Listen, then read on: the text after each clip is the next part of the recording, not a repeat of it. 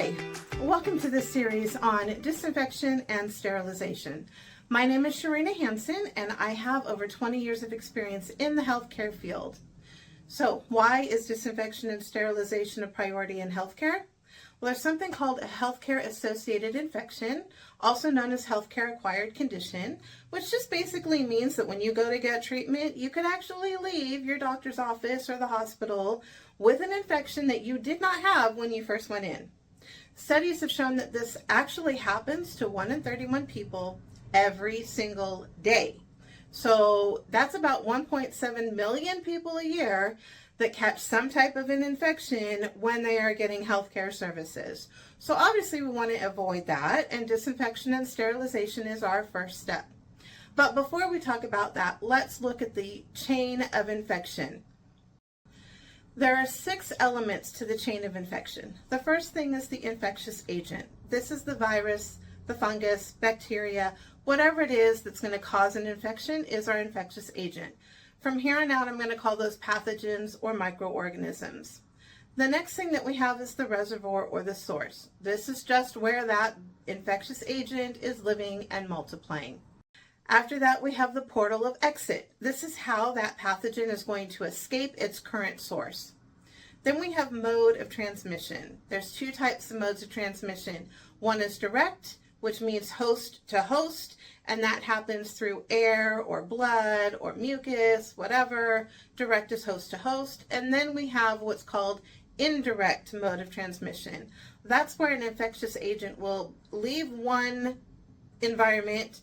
It'll settle on something like equipment or food or water before it actually reaches the next environment where it's going to live and multiply.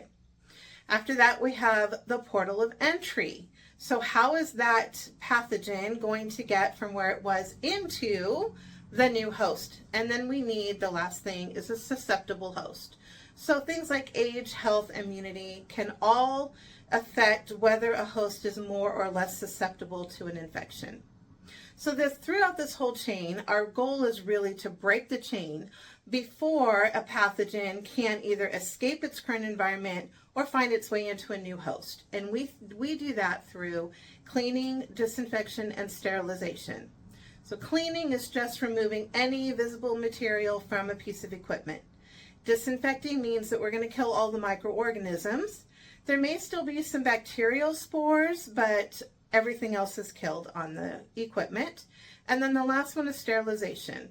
Sterilization kills absolutely everything. There's nothing living on the surface when that's done.